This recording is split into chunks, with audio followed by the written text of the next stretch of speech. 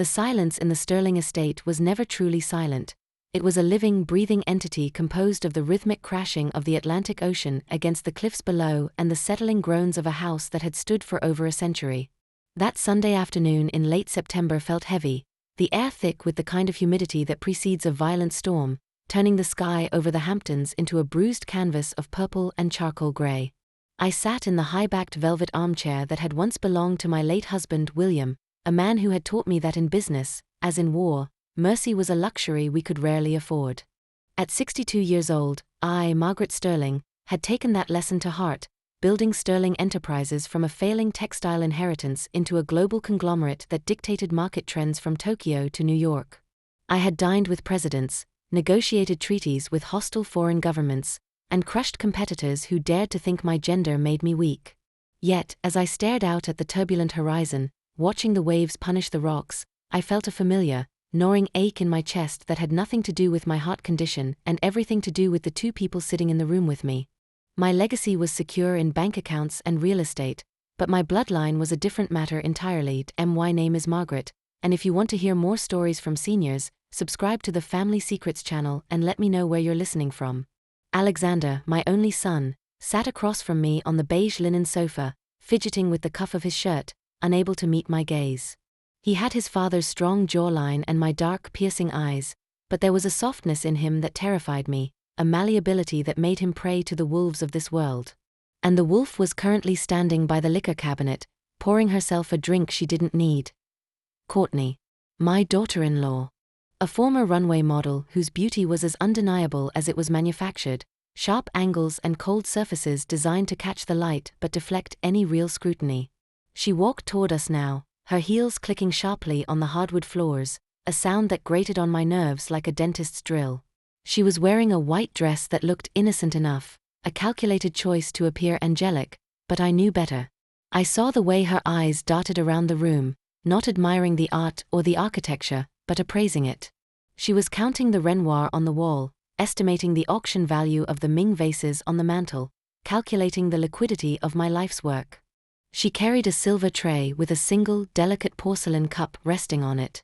The steam rising from the cup smelled of jasmine, but underneath the floral top notes, there was something else, something earthy, metallic, and faintly bitter. She placed the tray on the low table between us with a smile that didn't reach her eyes. She told me it was a special herbal blend she had found in a boutique in the city, something ancient and rare, supposedly perfect for the insomnia and anxiety I had been complaining about for weeks. I looked at her, really looked at her, searching for a flicker of genuine concern, but all I found was a glossy, impenetrable surface. Alexander finally looked up, his eyes pleading, begging me silently to just accept the gesture, to play the role of the happy family for just one afternoon. He looked so tired, so worn down by the debts I knew he was hiding, by the gambling losses I had covered up a dozen times before that I reached out and took the cup. The porcelain was warm against my cold fingers. I brought it to my lips, inhaling the steam again. My instincts, honed by 40 years in the shark tank of corporate America, screamed at me to put it down, to pour it into the potted fern in the corner. But the look on Alexander's face stopped me. It was a look of desperate hope. He wanted to believe that his wife cared for his mother. He wanted to believe that we could mend the fractures in this family. For him, always for him, I silenced the alarm bells ringing in my head. I took a sip. The tea was bitter, coating my tongue with a strange numbness, but I swallowed it. I took another sip, and then another, draining the cup as Courtney watched me with the intensity of a hawk circling a field mouse. "Thank you," I whispered, placing the cup back on the saucer with a trembling hand. Courtney smiled then, but it wasn't a smile of warmth, it was a baring of teeth, a predator realizing the trap had snapped shut. 10 minutes. That was all it took for my world to dissolve. It started in my fingertips, a tingling sensation like 1,000 needles pricking my skin, quickly turning into a dead weight. The numbness traveled up my arms like ice water flowing through my veins, freezing the muscles, severing the connection between my brain and my body. I tried to lift my hand to touch my throat, which felt suddenly tight, but my arm wouldn't obey. It hung limp at my side, a useless appendage. The cup on the tray seemed to vibrate as my vision began to blur at the edges. The room tilted. I tried to speak, to call out Alexander's name, but my tongue felt swollen, filling my mouth like a sponge. A strangled gasp was the only sound I could manage. I slumped forward in the chair, my head lolling to the side, my eyes wide open but unable to focus. The panic that surged through me was primal, a terrified scream trapped inside a silent cage. I was fully conscious. I could feel the texture of the velvet against my cheek. I could smell the ozone of the approaching storm. And I could hear. God, I could hear everything with a terrifying clarity. I heard Alexander's sharp intake of breath. I heard the rustle of fabric as he stood up. "Is it working?" he asked, his voice trembling, cracking with a mixture of fear and guilt that made my stomach turn. He sounded like a child who had broken a vase, not a man watching his mother die. Courtney's voice answered him, and it was a sound I will never forget until my dying day.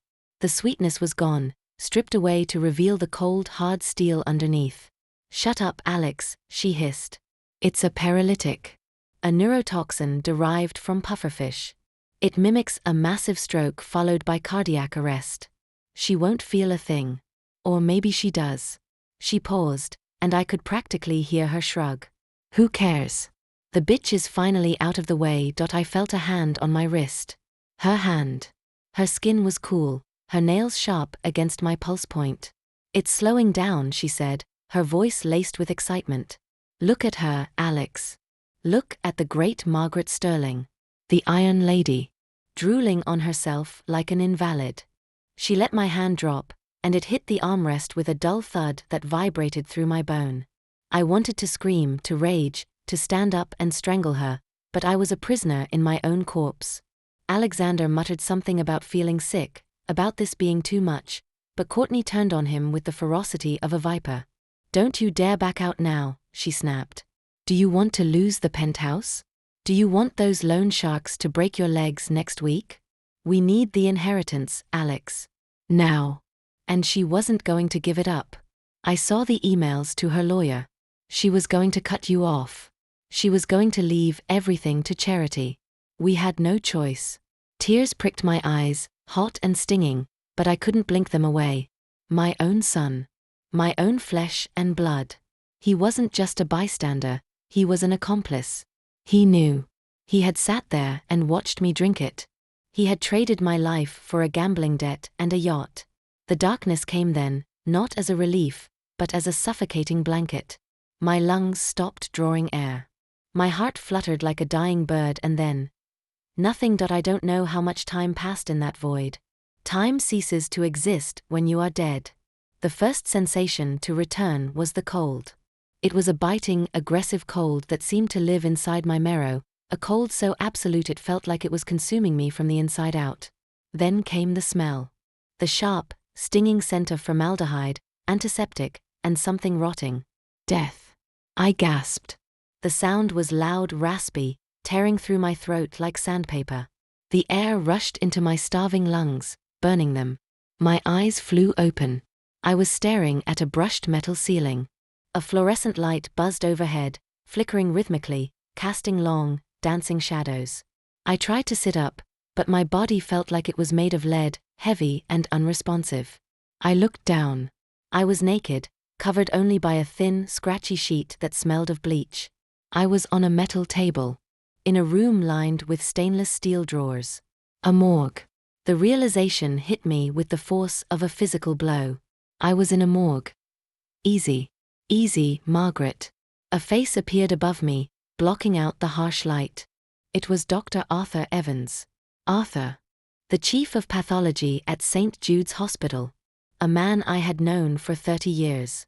A man whose career I had saved when the board wanted to fire him for his controversial research. A man whose research wing I had fully funded.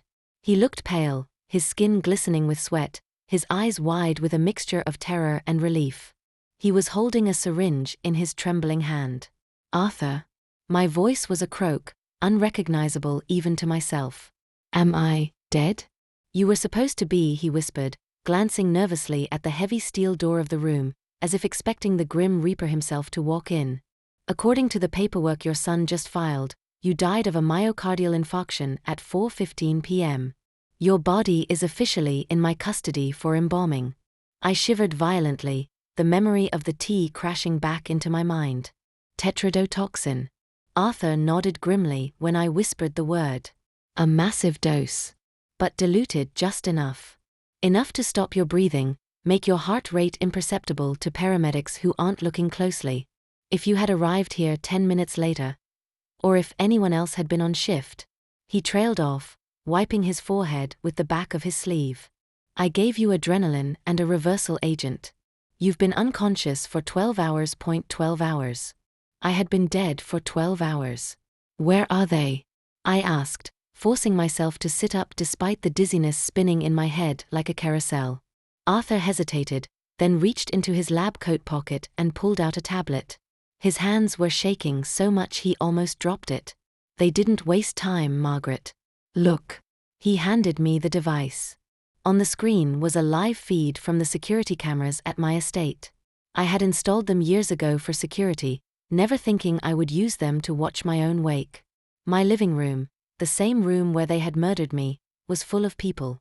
But they weren't mourning. Waiters in white jackets were passing around trays of champagne and caviar. Music was playing, jazz, upbeat, celebratory. Courtney was wearing a black dress that was cut so low it was obscene, a dress more suited for a cocktail party than a funeral. She was laughing, her head thrown back, holding a glass of vintage Dom Perignon. My private collection, bottles I had saved for a special occasion. And Alexander. My son was sitting at my desk, my mahogany desk where I had built an empire, with his feet up on the leather surface. He was on the phone. I tapped the screen to unmute the audio, needing to hear it, needing the pain to sharpen my resolve. Yeah, sell the stables, he was saying, his voice slurring slightly. Tonight. I don't care about the horses, turn them into glue for all I care. I want the cash liquid by Monday. The old hag didn't believe in leverage, but I do. We're going to buy that yacht in Monaco. He laughed. A cruel, liberated laugh that echoed through the tablet speakers and pierced my heart. Something inside me broke then. The last thread of maternal instinct, the last excuse I had made for him, the last hope that he was just a victim of circumstance, snapped. The grief evaporated, instantly replaced by a rage so cold, so focused, it cleared my head completely. It was a cold fire, burning away the fear, the sadness, the shock. I handed the tablet back to Arthur. I swung my legs off the metal table. The floor was freezing, but I didn't feel it. Arthur, I said. My voice was no longer weak. It was the voice that had made grown men cry in boardrooms, the voice that had commanded thousands of employees. Yes, Margaret? He asked, straightening his posture instinctively. Do not file that death certificate. Keep me listed as processing. Hide me. Margaret, what are you going to do? He asked, terrified. They think you're dead. If they find out. Let them think it, I said, standing up. I felt like a ghost, but a vengeful one. I need 3 days. I need you to bring me my lawyer, Mr. Harrison. Quietly. And I need a computer. Why? He asked. I looked at the screen one last time, at Courtney swirling her champagne in my house, wearing my jewelry. Because, I said, a dark smile forming on my lips, I'm going to plan the funeral of the century. But I won't be the one inside the coffin. For the next 3 days, I became a phantom. I lived in the basement of the hospital, in a small, windowless archive room filled with dust and old medical records. Arthur was my only link to the outside world. He brought me food, clothes from a thrift store to keep my disguise, and a secure laptop. I contacted my personal lawyer, Mr. Harrison, a man who feared me more than he feared the devil himself. When Arthur smuggled him into the basement and he saw me sitting there, alive, he nearly fainted. But once he recovered, he listened. We worked for 48 hours straight, fueled by stale coffee and vengeance. We didn't just plan a legal defense, we planned an ambush. Every word was fuel for my fire. Every insult was a brick in the wall of their prison. On the morning of the funeral, the sky wept. Rain lashed against the windows of the black SUV I was hiding in. It was a tinted vehicle parked 100 yards away from the family plot, hidden under the weeping willows. I watched the hearse arrive, splashing through the mud. I saw them step out of the limousine. Courtney pretended to wipe tears from dry eyes for the cameras, clinging to Alexander's arm as if she were too weak to stand. Alexander looked hungover, shifting uncomfortably in his suit, checking his watch every few minutes. They lowered the empty coffin into the ground. A coffin filled with sandbags to give it weight. My staff, the loyal ones, the housekeeper Maria and the gardener Jose, had been informed an hour prior. When they saw me, they crossed themselves and wept, not out of fear but out of relief. I silenced them with a gesture. I made my way up the back stairs to the library, my sanctuary. I could hear them in the main hall. The clinking of glasses. Laughter. It sounded like a party. It was a party. They were celebrating their victory. I stood outside the double oak doors of the library. Inside, Mr. Harrison was already waiting. I heard him clear his throat. I heard Alexander's arrogant voice demanding he skip the legal jargon and just tell them how much they got. I heard Courtney giggle, already listing the penthouses she would buy in Paris. Mr. Harrison said, "Before we proceed, there is a condition of vital presence that must be met." Alexander shouted, "What condition?" "She's dead. Just sign the damn papers." That was my cue. I straightened my blazer. I smoothed my hair. I took a deep breath, inhaling the scent of my own home, a home they had tried to steal. I reached out and placed my palms against the cool wood of the doors. It was time. It was time to show them that some ghosts don't just haunt, they hunt. The 3 days I spent in the basement of St. Jude's Hospital were not merely a period of hiding, they were a descent into a psychological purgatory that stripped away the last remnants of the woman I used to be. The archive room Arthur had secured for me was a windowless concrete box, smelling of stale paper, dust, and the sharp, chemical tang of floor wax. It was cold, a damp, penetrating chill that seeped into my bones, reminding me constantly of the morgue drawer I had narrowly escaped. For 72 hours, my world contracted to the size of a glowing laptop screen. Arthur had rigged a secure connection to the surveillance system of my estate, and through that digital window, I became a voyeur to my own erasure. I sat wrapped in a scratchy wool blanket, sipping lukewarm coffee from a styrofoam cup, watching the people I had loved and supported methodically dismantle my existence. It wasn't just the greed that shattered me, it was the speed of it. The casual, almost bored efficiency with which they erased Margaret Sterling from the world. I watched Courtney walk through the master bedroom, my sanctuary, opening my closets with a possessive entitlement that made my skin crawl. I saw him pacing the library, phone pressed to his ear, his voice, captured by the high-fidelity microphones I had installed for security, echoing in my headphones. He was calling creditors. He was calling bookies. He was making promises he couldn't keep, bragging about the windfall that was coming, laughing about how the old dragon was finally slain. Hearing your own child refer to you as a monster, hearing the relief in his voice that you are dead, changes you. It cauterizes the wounds of love. By the second day, I wasn't crying anymore. The tears had dried up, leaving behind a barren landscape of cold, hard resolve. I wasn't a mother anymore. I was a force of nature waiting to be unleashed. When Mr. Harrison, my attorney for 30 years, arrived in the middle of the night, smuggled in by Arthur like contraband, he looked at me with horror. I hadn't slept. My hair was wild. But my eyes were clear. We worked through the night, drafting documents that were not just legal instruments but weapons of war. We built a trap so intricate, so inescapable, that when it finally snapped shut, it would sever their lives completely. The morning of the funeral dawned with a sky the color of a fresh bruise, heavy with unshed rain and swirling with gray mist that rolled off the Atlantic. It was a pathetic fallacy come to life, as if the heavens themselves were disgusted by the charade about to take place. I left the hospital via the loading dock, hidden in the back of a black, armored SUV with tinted windows that turned the world outside into a dark, gloomy film. My security team, men who had been with me since the early days of the company, drove in silence. They knew what was at stake. We parked the vehicle 100 yards away from the Sterling family plot, obscured by the drooping branches of ancient weeping willows. The rain began to fall then, a slow, steady drizzle that turned the cemetery dirt into slick mud. I raised my binoculars, the lenses bringing the scene into sharp, painful focus.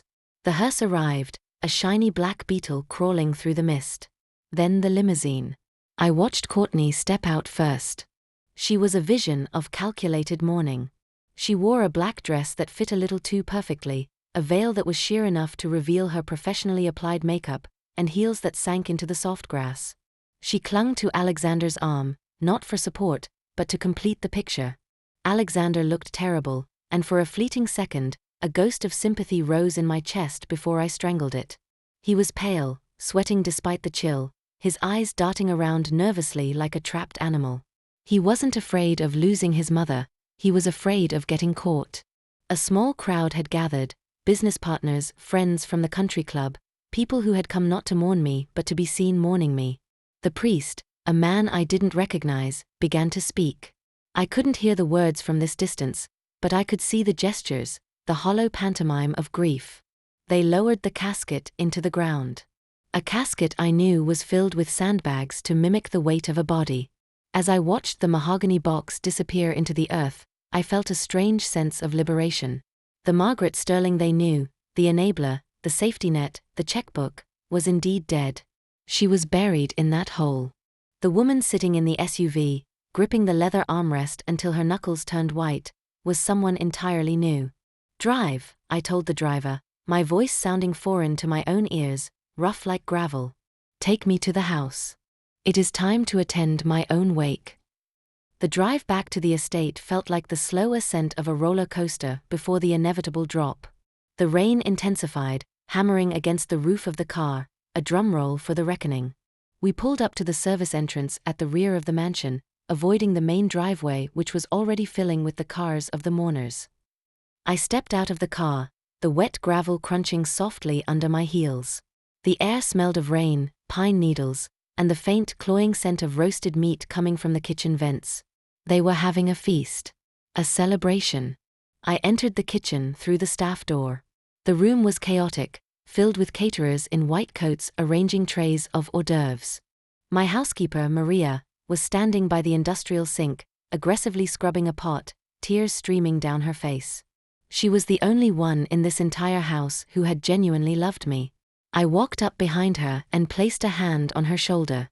She jumped, spinning around with a gasp that died in her throat when she saw me. Her eyes went wide, her face losing all color.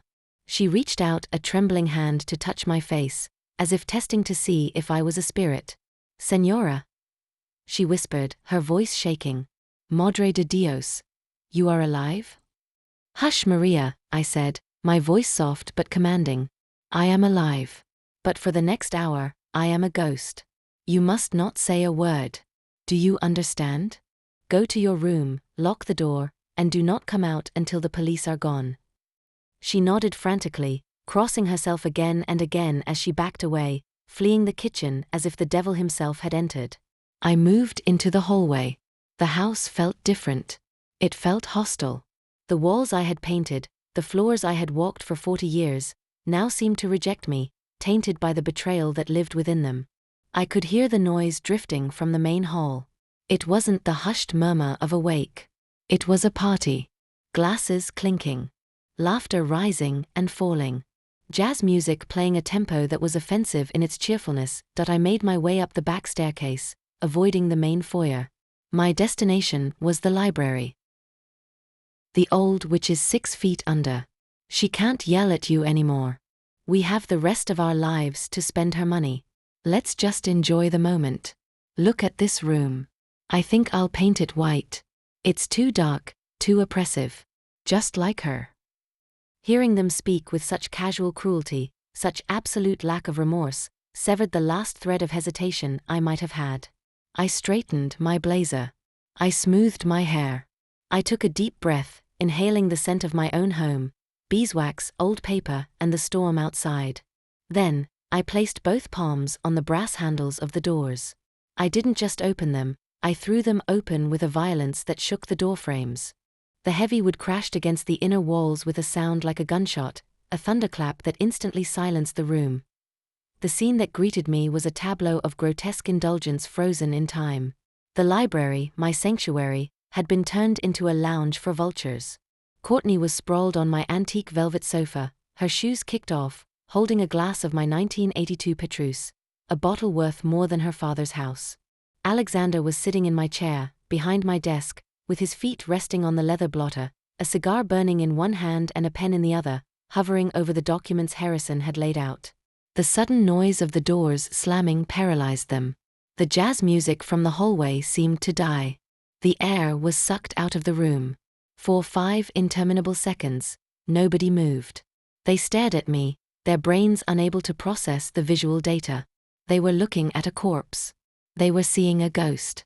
Alexander's cigar slipped from his numb fingers, falling onto his lap, burning a hole in his expensive suit trousers, but he didn't even flinch. He just stared, his eyes bulging, his jaw unhinged. Courtney's glass of wine tilted, the red liquid spilling over the rim, dripping onto the Persian rug like a slow rhythmic bleed. Drip, drip, drip. That sound broke the spell. Alexander scrambled backward, his chair tipping over with a loud crash, sending him sprawling onto the floor in a tangle of limbs.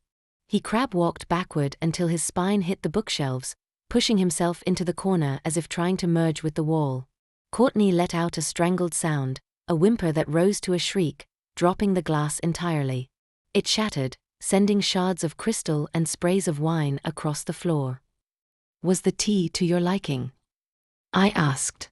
My voice was low, smooth, and terrifyingly calm. I stepped into the room. Click. My heel struck the hardwood floor. Click.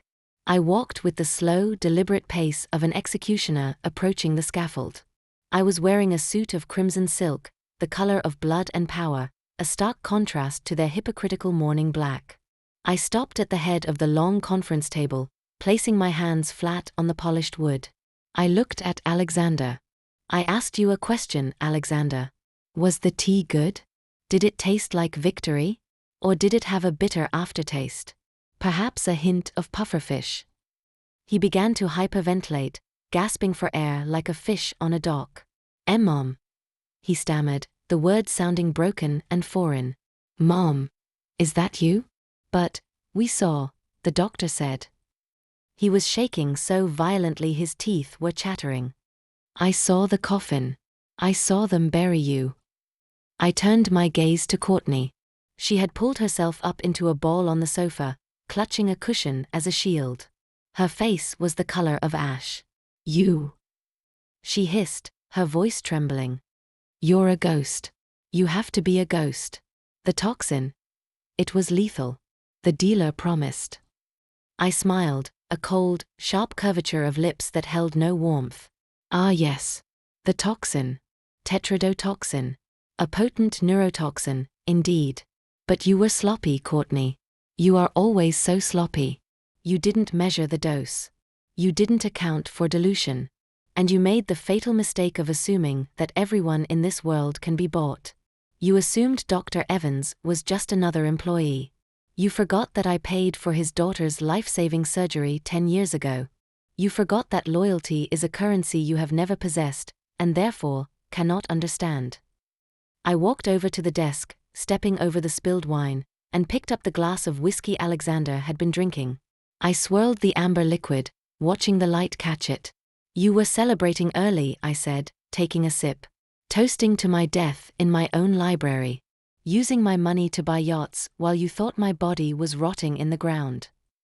I set the glass down with a sharp clack. "The party is over." Mr. Harrison, who had remained seated and motionless throughout my entrance, like a statue of justice, cleared his throat. He opened the red folder in front of him.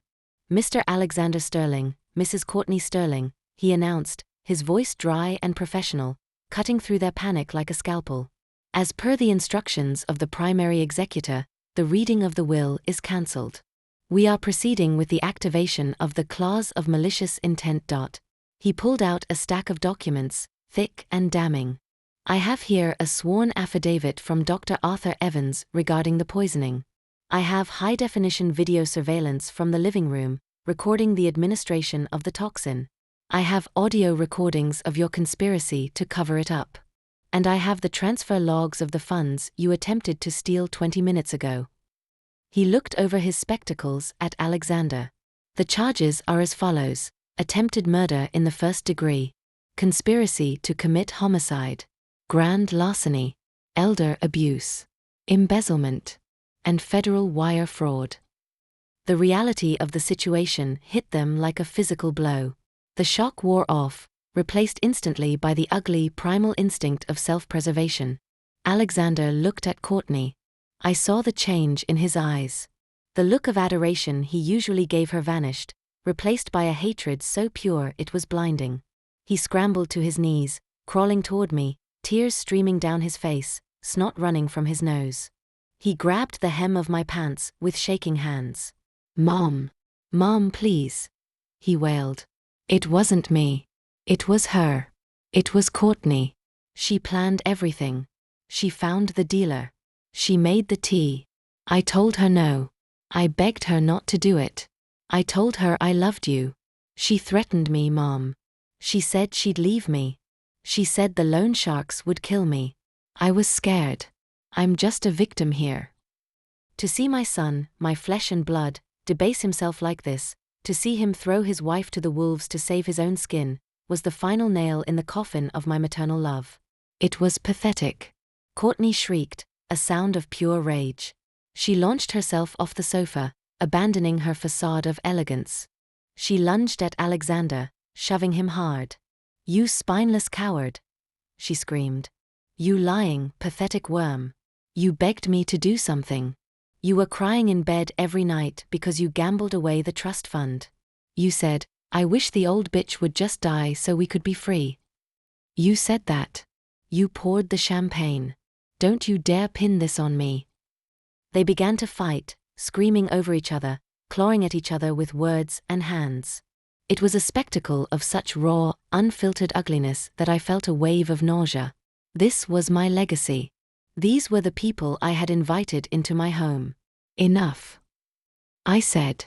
I didn't shout, but the command carried the weight of 40 years of boardroom authority. They froze, panting, looking at me. I looked at Alexander. "You have no mother," I said softly. The words hung in the air, heavy and final. "Your mother died on Sunday afternoon when you watched her choke and did nothing. I am not your mother. I am the witness to your crime. And I am the victim who survived." I reached under the lip of the desk and pressed the panic button. "I called the police before I entered the room," I told them calmly. "They have been listening to this entire conversation." As if on cue, the wail of sirens pierced the rain-soaked air outside. Blue and red lights began to flash through the library windows, washing the room in a chaotic strobe effect. The front doors burst open, and 6 state police officers swarmed the room. I watched as they hauled Alexander to his feet. He went limp, dead weight, sobbing uncontrollably. I watched as they handcuffed Courtney, who was spitting and cursing, calling me a monster, a demon. As they dragged Alexander past me, he looked me in the eye one last time. "Mom," he whispered. "Please." I looked at him with dry eyes. "Goodbye, Alexander." When the police cars had finally gone, taking the noise and the filth with them, a profound silence settled over the house. Mr. Harrison packed his briefcase. "I will handle the press," he said quietly. "We will frame it as a mental health crisis for Alexander to protect the stock prices." "Do what you must," I said, turning to the window. "Are you staying here tonight?" he asked. "Yes," I replied. "This is my home. I will not be driven out." He left, and I was alone. I walked to the fireplace and lit a match. The flame flared up, orange and bright. I threw it onto the logs and watched the fire catch. I poured myself a glass of whiskey, a real drink this time. I walked to the window and looked out at the dark ocean, crashing against the cliffs as it had for 1,000,000 years. I was 62 years old. I was childless. I was alone in a mansion that felt too big. But as the whiskey burned its way down my throat, I felt a strange, cold clarity. They had tried to bury me. They had tried to erase me. But they had forgotten that you cannot bury a seed and expect it to rot. Sometimes it grows. The matriarch had returned. And the reign of the wolf was over. The lioness was awake, and she was hungry for the future.